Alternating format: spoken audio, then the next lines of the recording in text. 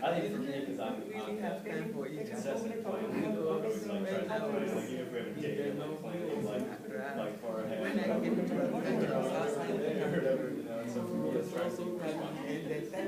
She comes home and do something totally unexpected. Sometimes it gets too much a hold and not able to do that one. Sometimes it's difficult, it's Trying to be spontaneous. too long.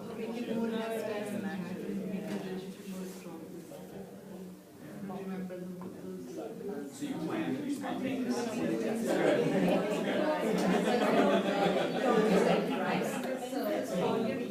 One more minute. I write my calendar to be spontaneous. Yeah, exactly. Just gotta be spontaneous. On Friday, Saturday, spend time after 10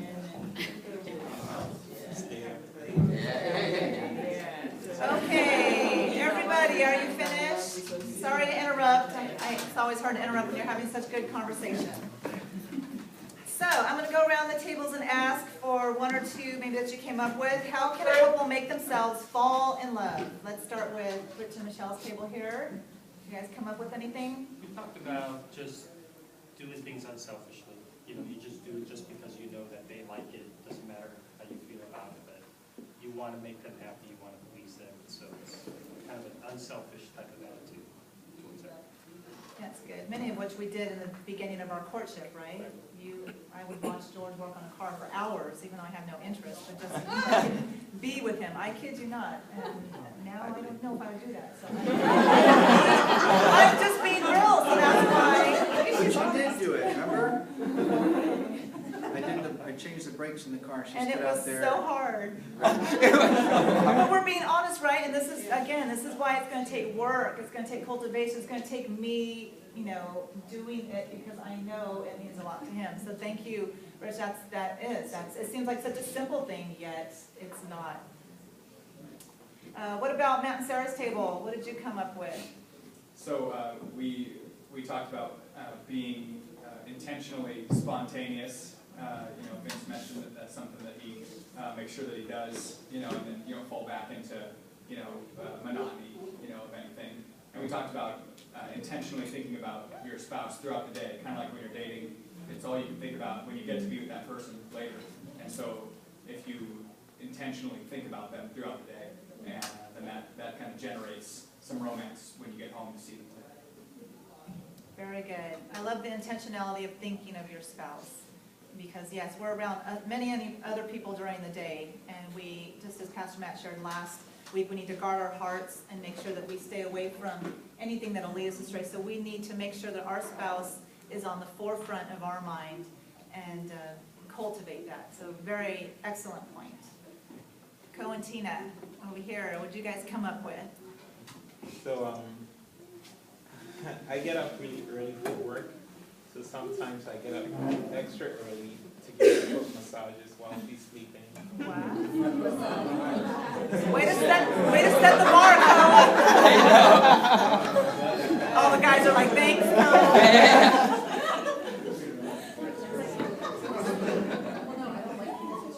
So again, how amazing is that?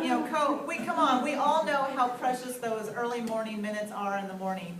So the fact for someone to do that already says a lot. But he's selflessly doing something for Tina because, again, it's the act of showing her, I care, and first thing in the morning, I'm here to meet your needs.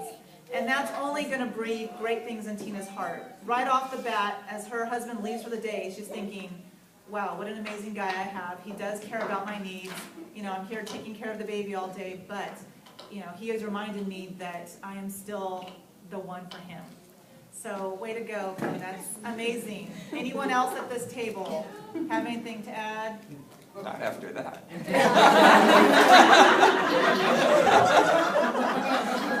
I'm glad we reserved you for last, Co.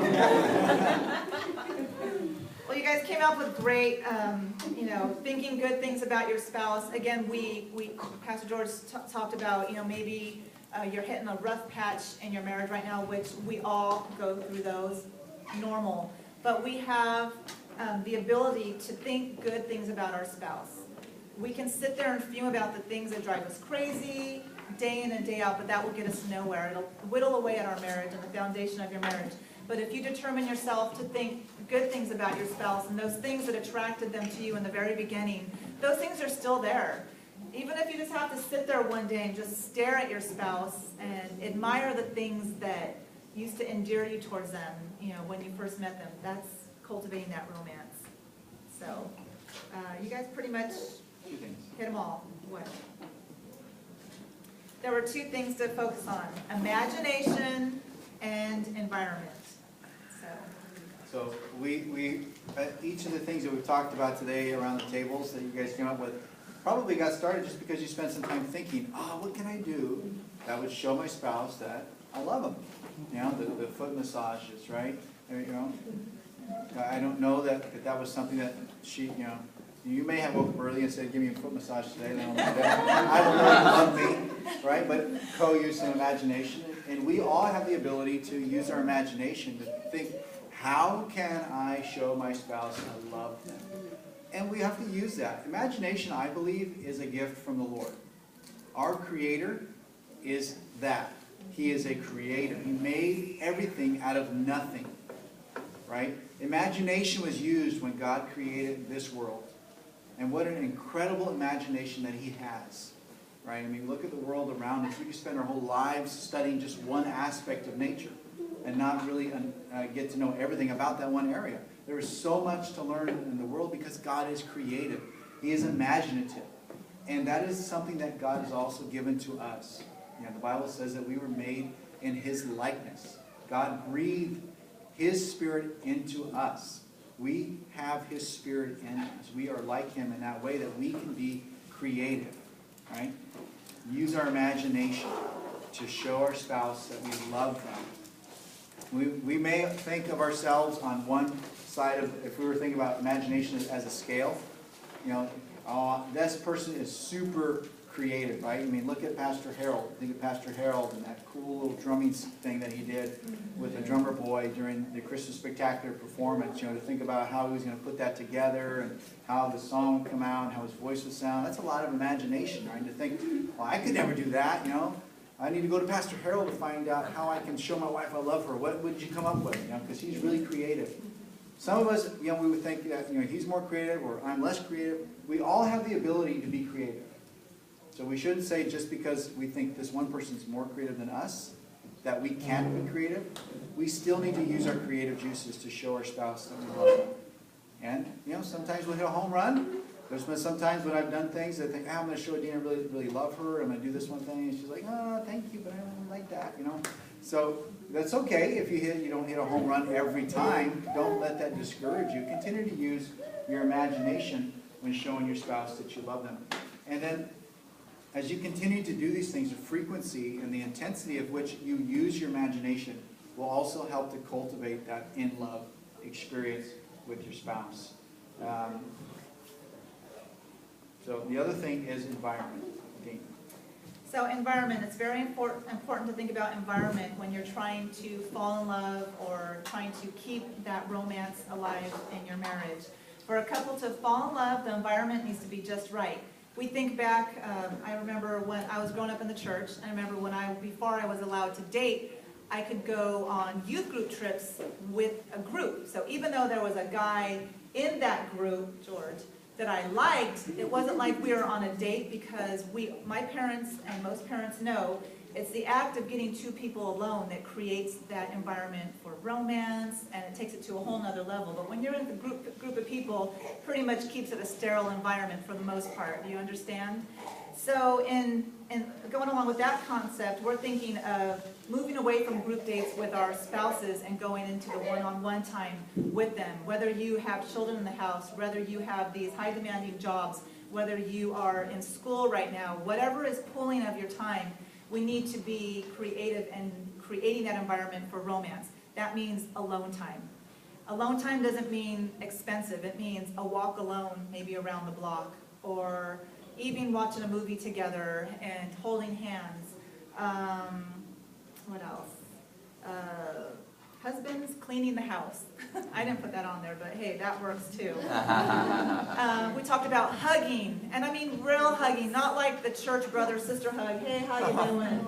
I mean, you know, if there's anyone you can give a real good hug to, it's your spouse. You know, embrace them and hold them and let them know, you know, look, I love you, and let the, you know, the romantic feelings start to happen. I'm keeping it PG in here because we have some kids in the room. So, again, the kissing, you know, with passion, desire, not just like a little peck on the cheek, you know, but come on, show this person that this is the one that you desire. Dim lights, nice dinners, all doable. Avoid boredom. We want to avoid the mundane. So again, the cool thing about romance is once upon a time we were all, you know, we didn't have much money when we began dating, but again, we found creative ways to create that environment. And so that's very doable now. Touching, eye contact, and Pastor George mentioned, be well groomed. If you're going to come towards this person, come on, bring your A game, you know, use a brush a little bit and show them that you are important enough for me to bring forth my best. So, what are the enemies to falling in love? Nagging. Although husbands don't really do it, sometimes wives do it, but husbands can do it as well. But nagging will definitely kill the mood, kill the romance. So we want to stay away from that. A person who nags may get what they are nagging about, but they sacrifice something valuable. So we always want to remember that too. So in summary, as we use our imagination, you know, one idea I had was, you know, that the author actually talked about was, you know, just picturing your spouse in their best light possible. You know, if you think about them, you know, if you're sitting in front of a movie screen and your spouse is on that screen, and they just think about all of the positive qualities of them. They're a hero. You know, they think about the positive aspects of what attracts you to them and focus on those things. Sometimes the longer we're with our spouse, the more we focus on flaws or the things that disappointed us or the things that irritate us, right? Instead of focusing on all those things that actually attracted us to them in the first place. And as we use our imagination, focus on those things and dwell on those things. And then don't let anybody talk negatively about your spouse. Right? We're talking about the positive sides. You're leading the way by thinking about the positive things about your spouse. That's going to help you fall in love. Don't let anybody speak negatively. That includes yourself. That includes your children. That includes your mother, your father, your friends. Don't allow anybody to focus or to say anything about the negative aspects of your spouse. Protect them. And make sure that everybody knows about the great things about your spouse. Brag about the things that you love about them, about the positive things about them. Talk about those things. Boy, my wife talks about things that she likes about me, things that she sees that I did well, or you know, maybe there's something that she thinks is attractive about me, and she says that out loud. It just really, you know, makes me fall in love with her too, all over again. And so it just really makes my day. And so we can do that for our spouse. It's a gift that we can give them, right? So we are intentionally wanting to fall in love with our spouse again. These are things we can do. Imagination. Use our imagination, and then environment. Create the right environment so that we can fall in love, because falling in love is very important in every marriage. So that is the Eros love. So we've learned about 2 words so far, epithemia, and we've learned about Eros. Next week we're going to learn about the storge love. And the storge love is the gift of belonging to each other. So next week we'll continue this series as we move along in the 5 ways to say, I love you. Go forth and be romantic. Go for it. We have a whole other week to get it right. One last prayer request that I can think of right now is Michael and Tasha Freitas. Their baby's in the hospital right now. Little Chloe, she's been in there. This is her 2nd day. She has RSV, which is really severe for infants. So she's had trouble breathing. She's on oxygen. So they've taken the tubes out today, and as long as she maintains healthy breathing levels, she can come home possibly today, maybe tomorrow. But please pray for them. As you know, it's been a hard time for them.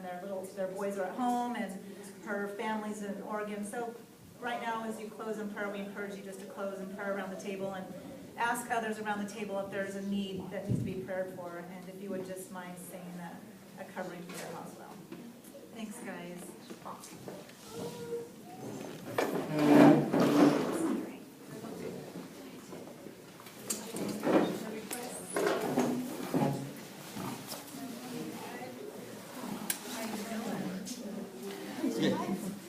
I saw her in the service.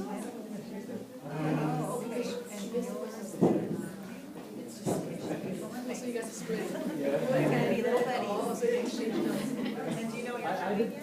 Or you're not finding out? Oh, you're going to find out? Oh, it's a girl. They're having a little boy. What about you, Becky and Don? Don, yeah, I did prayer in the hospital, again, but he had some sort of, he can't tell what it was. How long have you been here? 3 more weeks. He had some sort of, so it might be good. Did you go to Ghana or were you go back to Mars? Okay. Wow, Thus far, everything's been good, but, yeah. figure out what causes a lack of.